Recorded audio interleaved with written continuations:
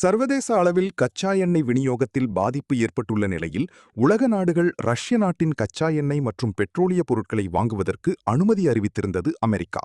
தற்போது அதை மேலும் ஒரு மாத காலத்துக்கு நீட்டித்துள்ளது அமெரிக்க அதிபர் ட்ரம்ப் தலைமையிலான அரசு நிர்வாகம். கடந்த பிப்ரவரி 28ஆம் தேதி அமெரிக்கா, இஸ்ரேல் இணைந்து ஈரான் மீது தாக்குதல் நடத்தியது. இதற்கு ஈரானும் பதிலடி தந்தது. தற்போது அமெரிக்கா மற்றும் ஈரான் இடையே இடைக்கால போர் நிறுத்தம் ஏற்பட்டுள்ளது. போர் சூழலால் ஹார்முஸ் ஜலசந்தி வழியாக சர்வதேச அளவில் கச்சா எண்ணெய் விநியோகம் பாதிக்கப்பட்டது. இந்த தட்டுப்பாட்டை குறைக்கும் வகையில் இந்தியா உட்பட சர்வதேச நாடுகள் கடலில் உள்ள ரஷ்ய கச்சா எண்ணெய் மற்றும் எரிபொருளை வாங்கிக் கொள்ளலாம் என அமெரிக்கா தெரிவித்தது. முன்னதாக ரஷ்யாவிடமிருந்து எண்ணெய் வாங்கும் நாடுகளுக்கு கூடுதல் வரி விதித்தது அமெரிக்கா. இந்த வரி விதிப்பு இந்தியா மீதும் சுமத்தப்பட்டது. அதன் பின்னர் ரஷ்ய கச்சா எண்ணெய் வாங்குவதை இந்தியா நிறுத்திக் கொண்டது. இத்தகைய சூழலில் மேற்காசிய போர் காரணமாக ரஷ்ய கச்சா எண்ணெய் வாங்க 30 நாட்கள் விலக்கு அறிவித்தது அமெரிக்கா. அந்த விலக்கு ஏப்ரல் 11ஆம் தேதியுடன் நிறைவடைந்தது. தற்போது அதை மேலும் ஒரு மாத காலத்துக்கு நீட்டித்துள்ளது அமெரிக்கா.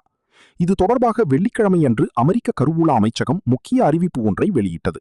அதில் ரஷ்யா கச்சா எண்ணெய் உடன் கடல் பயணத்தில் உள்ள சரக்கு கப்பல்களில் இருந்து உலக நாடுகள் கொள்முதல் செய்ய கடந்த மாதம் அனுமதி அளிக்கப்பட்டது. தற்போது அந்த அனுமதி மே 16 வரை நீட்டிக்கப்படுகிறது என தெரிவிக்கப்பட்டுள்ளது. இதன் மூலம் இந்தியா உள்ளிட்ட சர்வதேச நாடுகள் ரஷ்ய கச்சா எண்ணெய் வாங்குவதில் சிக்கல் இருக்காது.